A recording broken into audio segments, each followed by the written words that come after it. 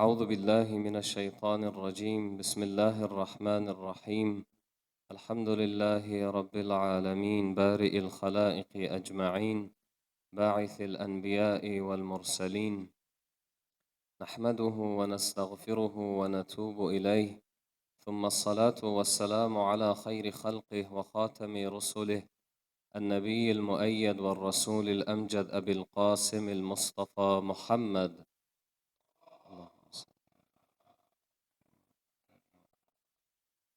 ثم الصلاة على أهل بيته المعصومين المظلومين الذين أذهب الله عنهم الرجس وطهرهم تطهيرا اللهم كل وليك الحجة ابن الحسن صلواتك عليه وعلى آبائه في هذه الساعة وفي كل الساعة وليا وحافظا وقائدا وناصرا ودليلا وعينا حتى تسكنه أرضك توعا وتمتعه فيها طويلا وهب لنا رأفته ورحمته ودعاءه وخيره اللهم اجعلنا من خير أعوانه وأنصاره ببركة الصلاة على محمد وآل محمد.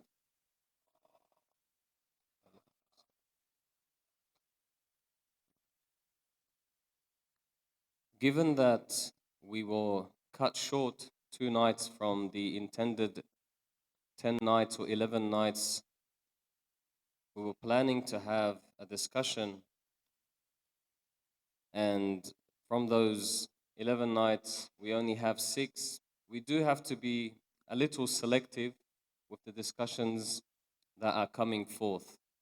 So unfortunately, to my dislike, and I'm sure to your dislike as well, we are going to pick the most important topics, and maybe in the future, if there is a chance or if this research material is produced somehow on the internet or there's a book, inshallah, please pray for me, then you can read the more detailed discussions,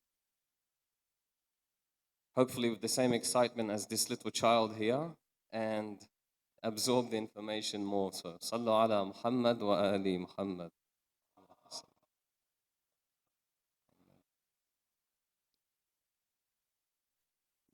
The main idea that we want to discuss tonight, Sallu ala Muhammad wa ali Muhammad. I'm going to.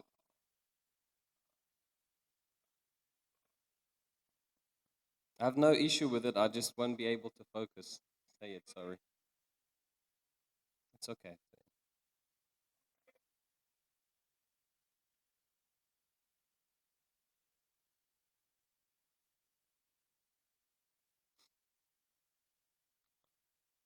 So what we have been, the main thesis that we have been trying to argue for is that the core Shi'ism, which we defined last night, we spent most of our discussion last night trying to define what is this core Shi'ism.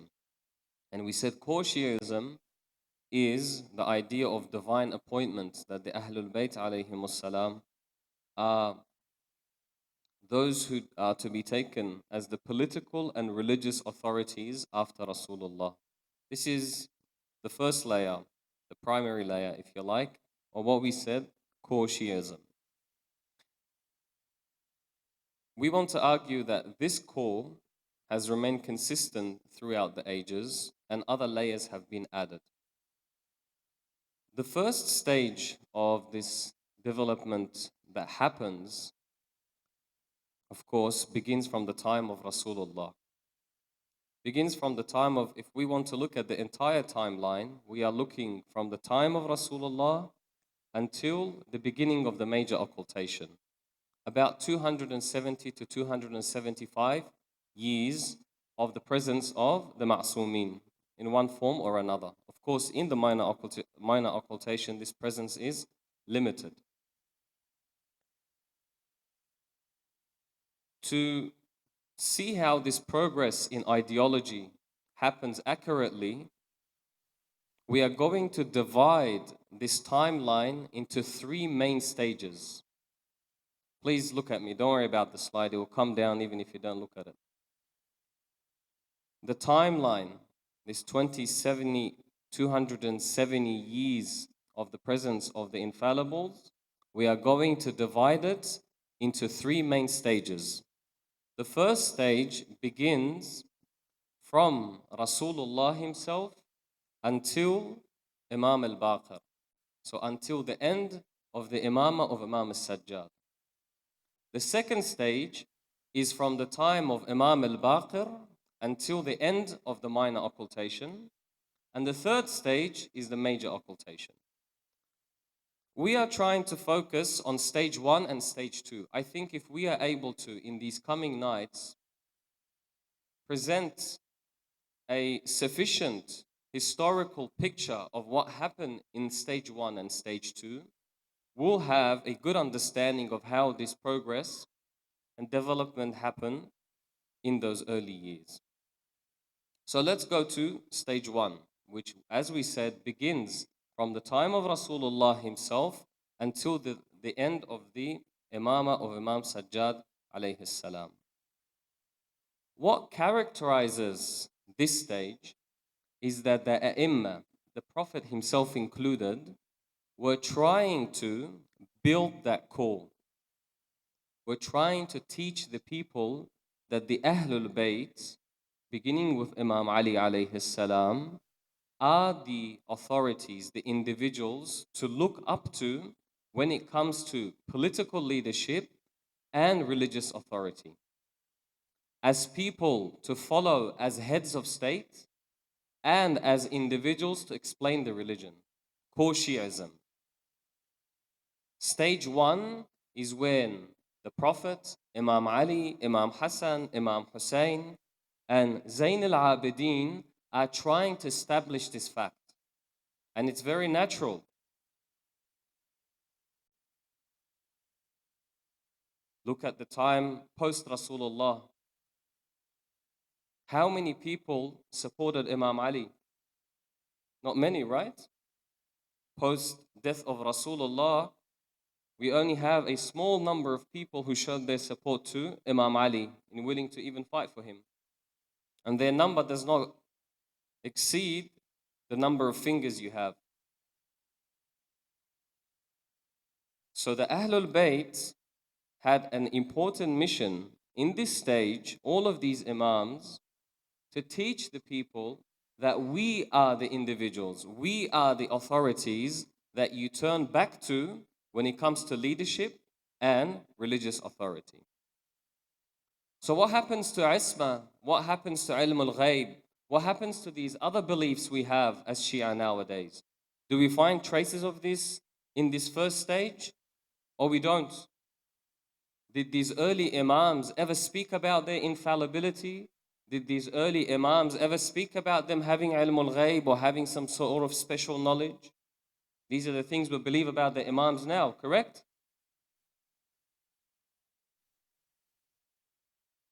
We labeled this set of beliefs, if you remember, as primary beliefs in our previous session last night. Did these early imams, did they talk about these things or not? Thank you so much.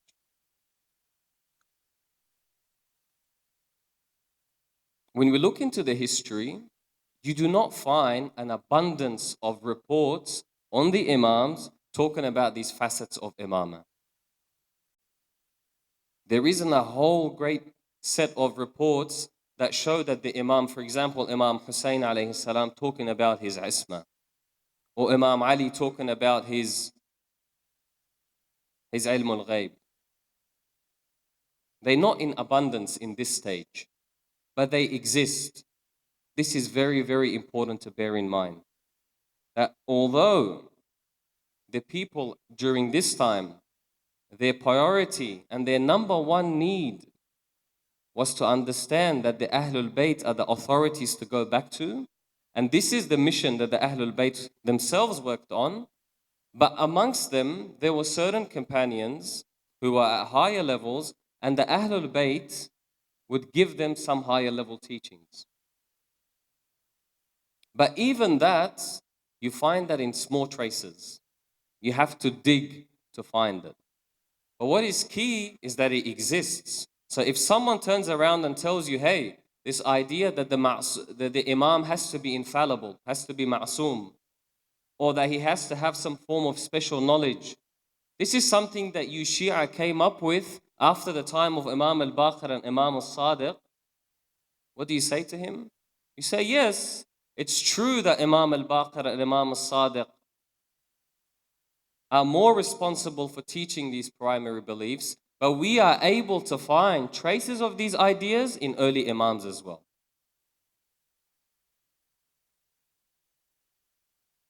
So what characterizes stage one is primarily the solidification and the teaching of core Shi'ism, of divine appointment.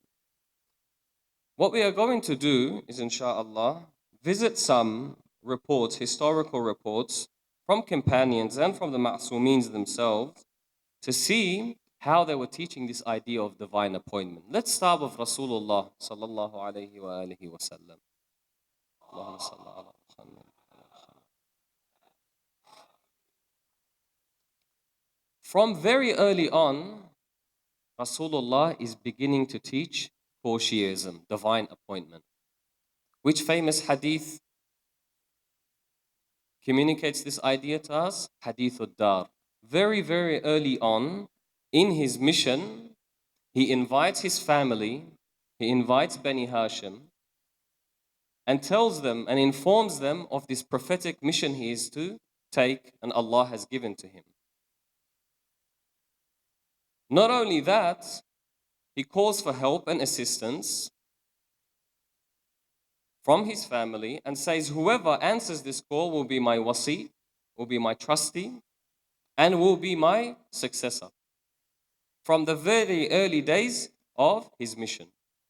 And of course it is Imam Ali at a very young age who responds to this call. That's the first report. The second report, we can look at Hadith al-Manzala, where Rasulullah tells Imam Ali that your station, your manzala, you are to me like Aaron was to Moses, except that you are not a prophet.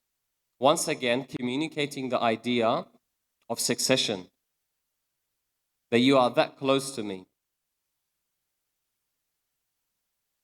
The third hadith from Rasulullah, once again, that is trying to communicate this idea of divine appointment is the famous hadith of Thaqlain or Thaqalain. What do we learn from this hadith? Religious authority of the Ahlulbayt. The Ahlulbayt are placed as a weight and on the same standing as the Quran. What does the Quran do? The Quran is our constitution. The Quran is where we get our religion from. The basis and the asas of our religion is the Quran. Rasulullah says, the same way that the Quran is a source and a constitution of this religion, the Ahlul Bayt have a similar role, religious authority, instilling this idea within the people. And to seal the deal, on Yawm al-Ghadir, the famous hadith of Ghadir establishes a political authority, if it was not clear until now, for the very person of Ali ibn Abi Talib, salamullahi alayhi. So Rasulullah himself is busy during his 20 to 23 mission. Of course, I only brought some examples.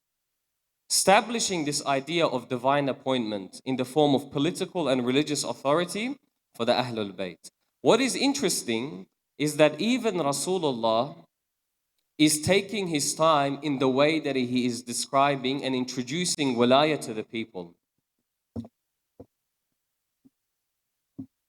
Hadith al-Ghadir is it has a large scope if you think about it. Look at the wording. Man kuntu mawla, whoever I am his master, fahadha aliyun mawla. Then this Ali is also his master. Whoever I have precedence over, then Ali has precedence over. In all matters, it was never introduced in this way before. There's an interesting hadith in Usul al-Kafi that I believe it's from Imam al-Baqir alayhi salam, where Imam al-Baqir wants to speak about the significance of Yawm al-Ghadir. So he gives a little story, a backstory to why Yawm al-Ghadir was so important. He tells the companion when Rasulullah received the verses of إِنَّمَا وَلِيُّكُمُ اللَّهُ وَرَسُولُهُ وَالَّذِينَ آمَنُوا, which was referring to Imam Ali. And then when he received the verses of يَا أَيُّهَا الَّذِينَ آمَنُوا أَطِيعُوا اللَّهَ وَأَطِيعُوا الرَّسُولَ وَأُولِي الْأَمْرِ مِنْكُمْ, obey Allah and the Messenger and those who are vested in authority. The idea of wilayah, the idea of imama is clear in these verses for us, correct? Who is the ulul amr, the Ahlulbayt? Who is that wali that is referring to in that verse in Surah Al-Ma'idah? Oh, it's Imam Ali. He is the one who gave his ring in charity while he was in ruku'. With all of this, the Imam explains that the Muslimin did not understand the obligation of wilayah in the same detail, in the same clarity as they did as other obligations of fasting, of praying, of going to Hajj. To them, praying was made very clear. They saw Rasulullah pray right in front of them. They understood zakat, they understood Hajj. But the Imam explains that wilayah, yes, the roots of its idea had been planted by Rasulullah through the verses of the Quran, through these ahadith, but not as clear as these other obligations. So that's why Yawm al-Ghadir comes. To make it clear in two ways. First, to make sure the person is identified with clarity. فَهَذَا عَلِيٌّ, this very particular Ali is the Mawla. So tomorrow, unfortunately this still happens, the Muslims do not misinterpret the verses that are mentioning and referring to Imam Ali, like the verse of Ulul Amr and the verse in verse 5 of 55 of chapter 5, Surah Al-Ma'idah, إِنَّمَا وَلِيُّكُمُ اللَّهُ. We see these verses being misinterpreted nowadays, right? But Yawm al-Ghadir makes it very clear, both about the person of who this wilayah, who the center of this wilayah and authority is, and also the scope. Before it, there was, okay, this person has some authority, the ulul amr have some authority. But now, Rasulullah has said it in a very explicit and absolute manner. Whoever I had authority over, and the quality of authority I had, now Ali has the same authority. It's made very clear. This is explained to us by a hadith of Imam al-Baqir alayhi salam. So you can even see during the time of Rasulullah, he is taking his time in these 20 or so years in introducing wilayah to the people. Why? Because it's very sensitive. Both the person of Imam Ali is very sensitive. After all, he was a batal, as you Iraqis say. I'm sure all Arabs say batal, not just Iraqis. He was a champion on the battlefield. He had killed many of the kuffar, and now they had become Muslimin. So they had hatred for him. They had animosity in their hearts for Imam Ali. It was difficult for them to accept Imam Ali as their leader, especially being that he was a young, handsome man and he was very influential. There were so many things to be jealous about Imam Ali, of course. So the person of Imam Ali is sensitive, and the concept itself is very sensitive. Leadership. Everyone wants to share a pie from the pizza. Why did Saqifa happen? Saqifa is a result of a fear of the people being scared. One group of people being scared that they are not going to have a share of what's remaining after Rasulullah in terms of power, money, influence, and what have you. If Allah subhanahu wa ta'ala, as we explained, was taking his time with the introduction of the prohibition of alcohol, what will he do with something like wilayah and authority and governance? Of course he will take his time. So this is during the time of Rasulullah. Let's go during the time of Imam Ali himself. صلوا على محمد وآل محمد.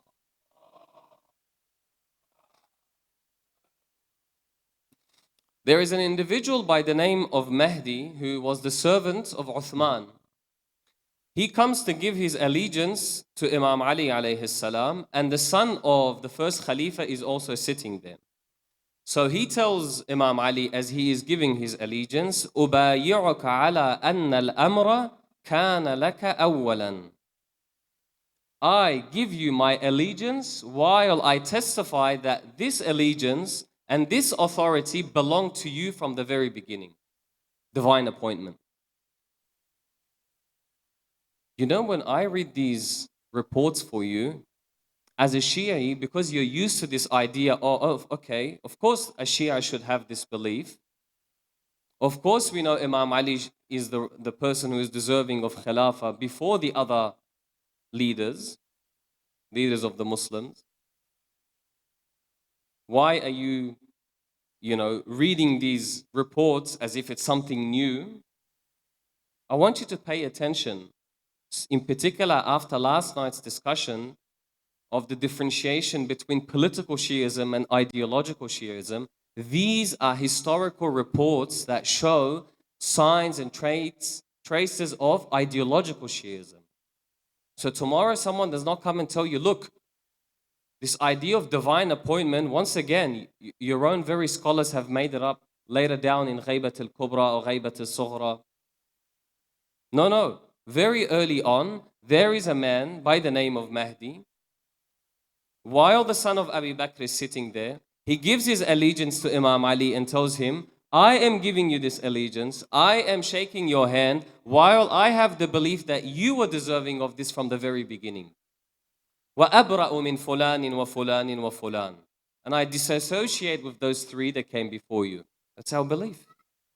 From that very early time. The son of Abu Bakr himself,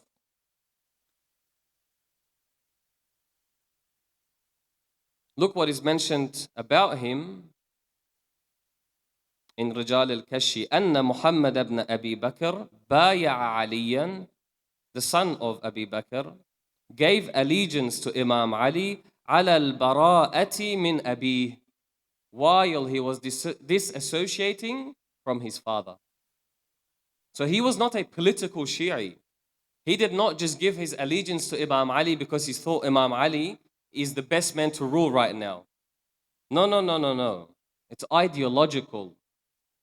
Not only Imam Ali is the right man to rule and the best candidate for rulership and for the Muslimin, but Allah had chosen him.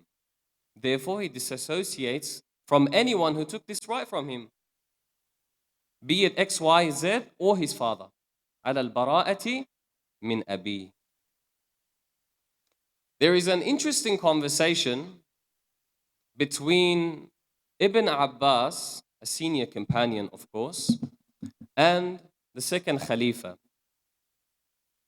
This is amongst many sources. It is also recorded in Sharh of Ibn Abil Hadid of Nahj al-Balagha. It's a long conversation the two of them have about the idea of leadership and caliphate and who should be now taking Khilafah after Umar and whatnot. And they reach this point where they disagree, whereby the second Khalifa tells Ibn Abbas that the people disliked that Nubuwwah, prophethood, and Khilafah, caliphate, should be placed within the same family. What does that mean? The same family, يعني the Ahlulbayt. Rasulullah is from Bani Hashim. He is the Nabi. The people cannot accept that both the Prophet and also his successors are from the same family. This is a discussion, this is an observation that Umar, the second Khalifa, is telling Ibn Abbas. And maybe in a way, I'm pretty sure, justifying why the decisions were taken after Rasulullah. He himself is testifying to the political and social climate of the time. The people were not accepting of this idea. You can see the tribal mentality that was very much alive in their minds and in their lives. So what does Ibn Abbas tell us the second Khalifa, when it comes to this statement, he reads a verse of the Quran. ذَلِكَ بِأَنَّهُمْ كَرِهُوا مَا أَنزَلَ اللَّهِ. Ibn Abbas says, yes, I know, I'm aware of these tribal mentalities that exist. But that's because they disliked what Allah has sent down. Ibn Abbas is testifying that the people gave priority to their tribal mentalities over what Allah had said, which is the leadership of the Ahlulbayt. Once again, divine appointment. In the words of Ibn Abbas, in a conversation between him and the second Khalifa. It's interesting the response that the second Khalifa gives to him. He says, I have heard from people that you had some interesting opinions and beliefs. Now that you say it in front of me, he says, I had heard from people that you have some interesting beliefs, but I did not want to bring it up in front of you in case that there is some tension between us. But now that it's brought up, it gets a little tense between them, between Ibn Abbas and Umar. And in that same conversation, Ibn Abbas, as perhaps a political offer, a political suggestion, says, look, what's wrong with Imam Ali as the person to take over after you? SubhanAllah, one of the reasonings that he mentions is that Imam Ali is a man who is light-hearted. He smiles often. He jokes. Can you believe that? Of course, it makes sense coming from the second Khalifa giving his feast personality. And when I use feast, I don't mean it in a good way. In his understanding of how a Khalifa should be, smiling too much, unfortunately, is a problem. So as we see, we have found some records from the very early times of companions of Imam Ali and Rasulullah testifying to this idea of divine appointment. Sallu ala Muhammad wa ali Muhammad.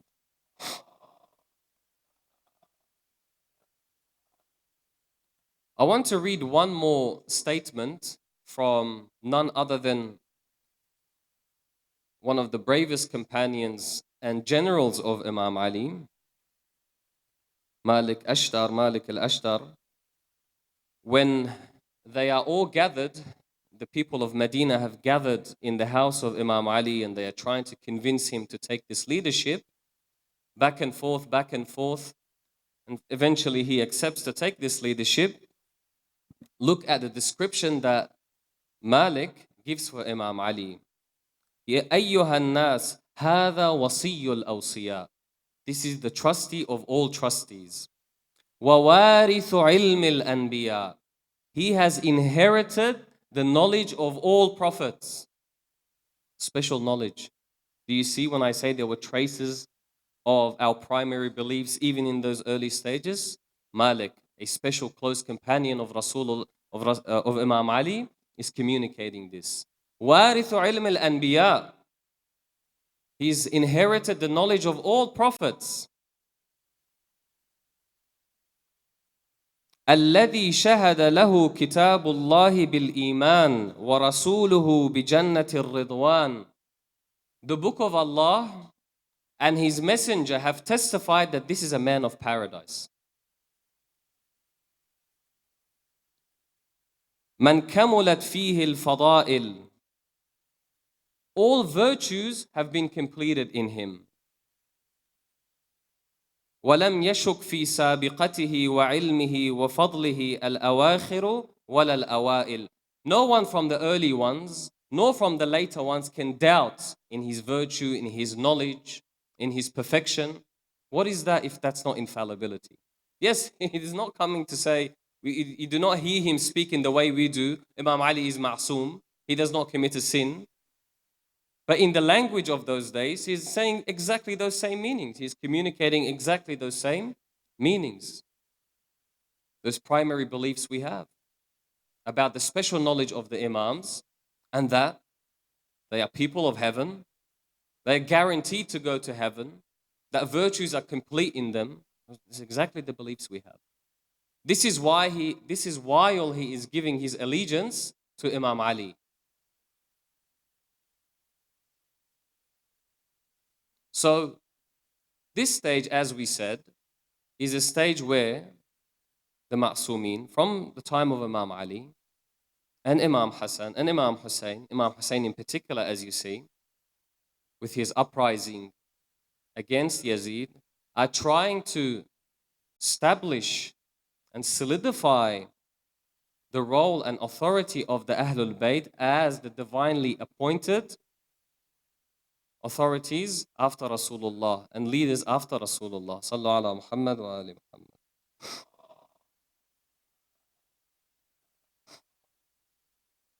Alhamdulillah, we have. No, we don't have some time. I thought we started. ثانيا على حب فاطمة.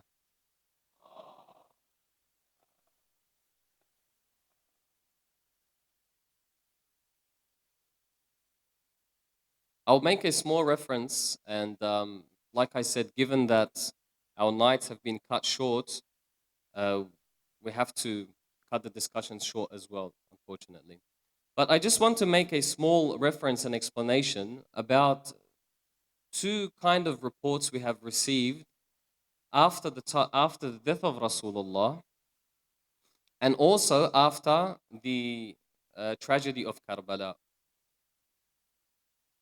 For example, after the death of Rasulullah, we have this expression: إن النبي صلى الله عليه وآله لما قبض ارتد الناس على أعقابهم كفارا إلا ثلاثة سلمان والمقداد وأبو ذر. After Rasulullah was taken, all people turned their backs while they were disbelievers except three individuals: Salman, Miqdad, and Abu Dhar. In other variations of this report, of this idea, this number is 4, 7. There's different numbers that are mentioned. We have the exact same idea mentioned after Imam Hussein. ارتد الناس بعد قتل الحسين إلا ثلاثة. And then all people turned their back to the religion, or turned their back after Imam Hussein was killed, except three people. And those three people were close companions of Imam Sajjad alayhi salam. The thing I want to just briefly point out, so we have a clear understanding of what does this irtidad mean, this turning back mean? Because when you first read these reports, they have a very heavy expression. All people turn their backs as disbelievers after Rasulullah, and also after the killing of Imam Hussein. You mean they can no longer be classified as Muslims? You mean all these people that were testifying to the Shahadatain, they were praying, fasting, they were huffaz of the Quran, they had memorized the Quran, they were probably playing Salatul Layl, giving charity, they were great individuals. Why is it that these reports are describing them as turning their back to the religion to the point of disbelief? The accurate way to understand this is that these individuals turned their back, or a great number of individuals after the time of Rasulullah, because they did not exercise the will of Rasulullah, which was to take the Ahlul Bayt and Imam Ali as his successor, as the leaders after him. They have turned their back to that part of the religion.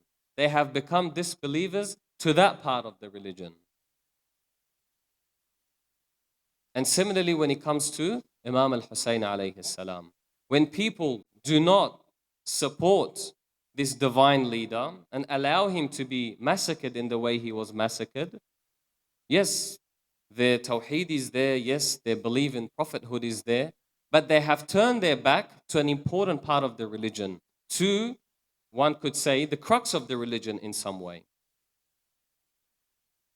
After all, Rasulullah in the hadith equated the Quran and the Ahlul Bayt together in Hadith al-Thaqalain, correct? Therefore, imagine of a Muslim who turns his back to the Quran. What do you say to that Muslim? He tells you, look, I believe in Allah, I fast, I pray, but the Quran, I have some doubts about it. You have some serious doubts about his faith as well, correct? So every time the people, with of course their different understandings and degrees of their understanding and knowledge of what wilayah is, because whether you like it or not, we have to accept that not all the Muslims had that same exact understanding of wilayah as some senior companions had.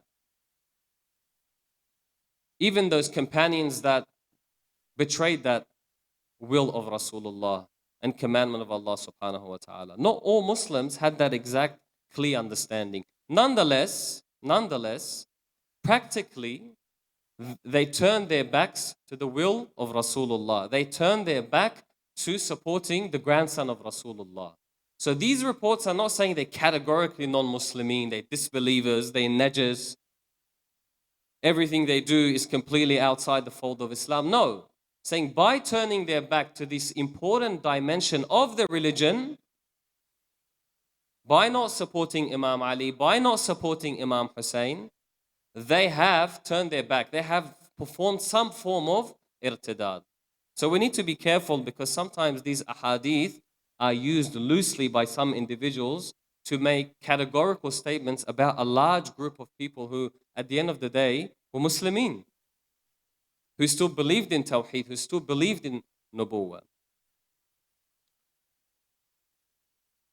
You know, when we read through this history, and as you saw for yourself today, there are few individuals, select individuals, who believed in this ideological Shiaism that we described yesterday, in the same beliefs we have. You know, there's Salman, there's Miqdad, there's Ammar, and there are other individuals that join this path.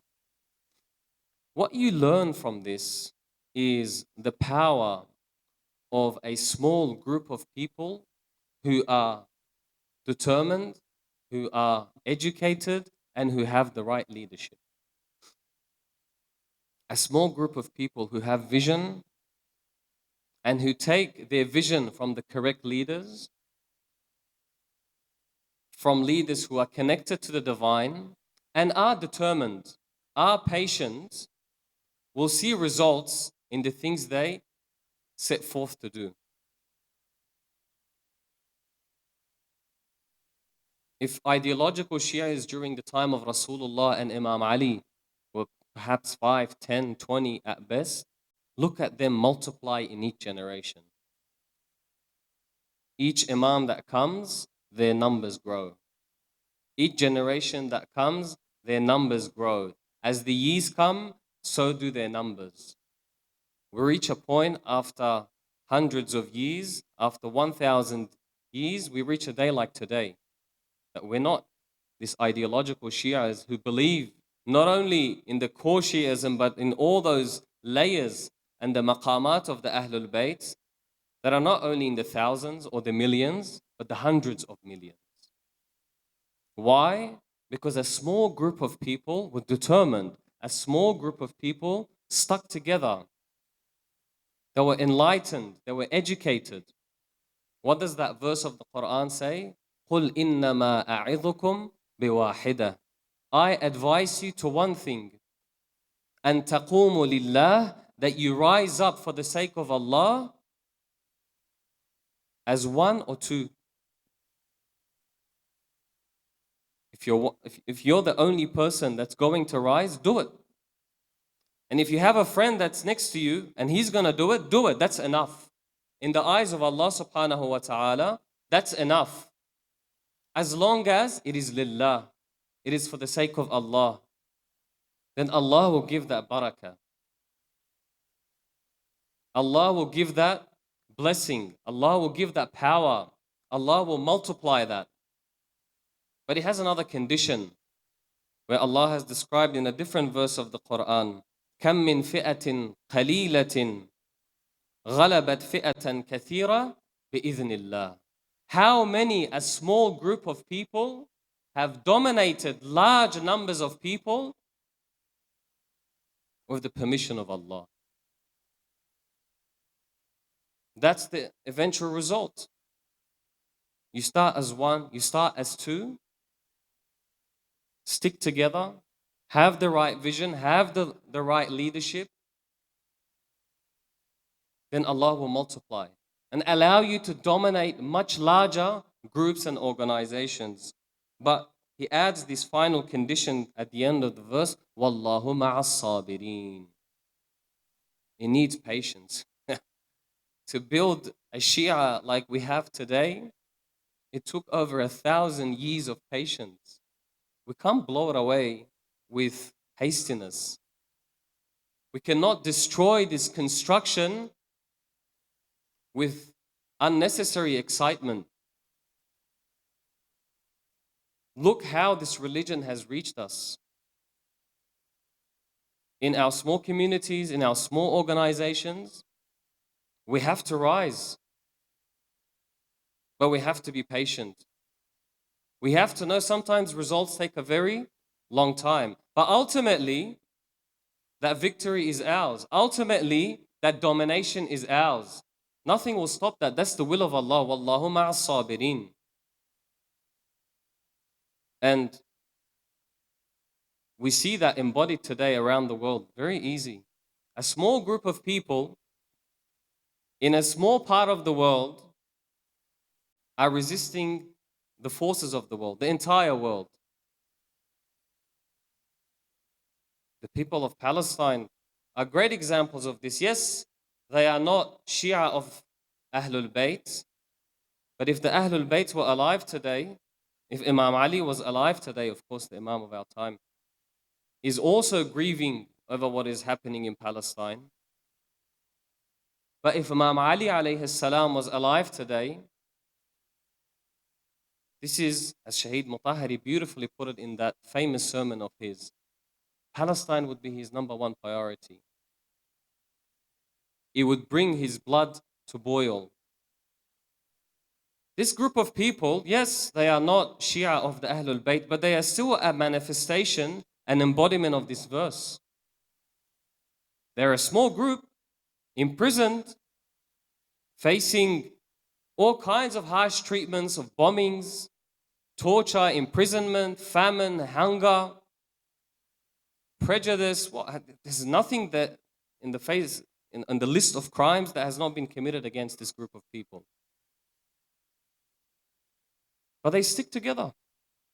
They learned that the only way to move forward is to be patient and to stick together. They believed in this verse of the Quran. And تَقُومُ لِلَّهِ مَثْنَى وَفُرَادًا. That you rise even if you're a one or two. Because كَم مِّن فِئَةٍ قَلِيلَةٍ غَلَبَتْ فِئَةً كَثِيرًا بِإِذْنِ اللَّهِ وَاللَّهُ مَعَ الصَّابِرِينَ. Honestly, the lessons, the Quranic lessons that we learn from this group of people with their patience and perseverance, we have not learned in a very long time. In a very, very long time. I have been humbled time and time again by every video I see. That I, as a follower of Ahlul Bayt, do not have 5% of the iman of some of these individuals. Of the patience. Subhanallah, imagine they had the love of the Ahlul Bayt in the way we do. What would they do? Imagine, and I'm sure they are inspired by the stand of Abu Abdullah al-Hussein. But imagine they were, when their mothers were singing their lullabies, it was the name of Hussein and his stance. It would be a bit different, right? This verse, كَم مِّن فِئَةٍ قَلِيلَةٍ. How many a small group have dominated a large group? Yes, Abu Abdullah al-Hussein was massacred on the day, and his family and his companions, they were massacred on the day of Karbala, yes. But we can see his domination. All names come and go except the name of Hussein. Tell me one name that has remained like the name of Hussein. Is that not domination? Is that not the patience of Allah manifesting itself over 1,000 years? And trust me, it's going to multiply. Allah will multiply this barakah, this blessing. And you and I, we should not be arrogant that, oh, we are the Shia. This is our thing. No.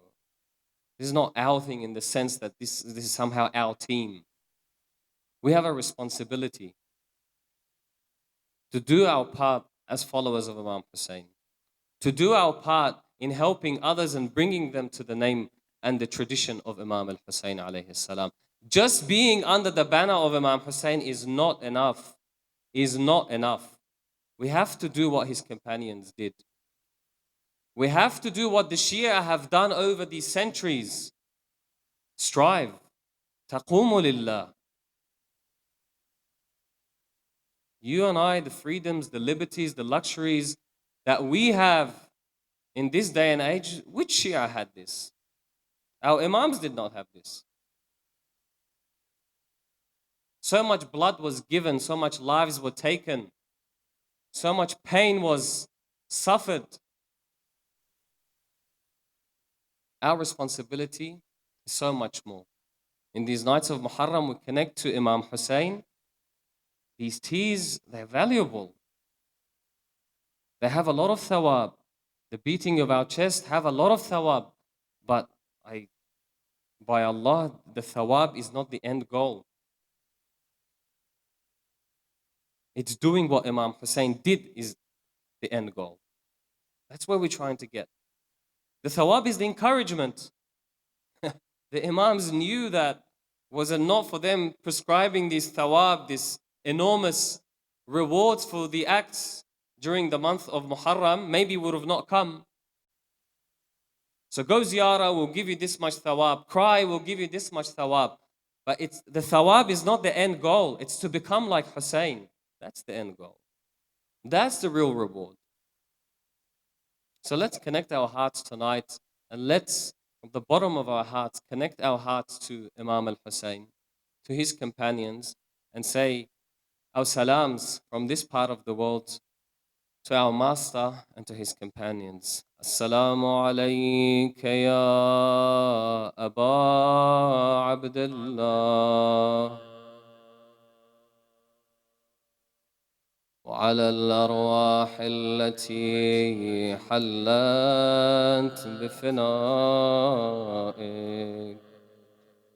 عليكم منا جميعا سلام الله أبدا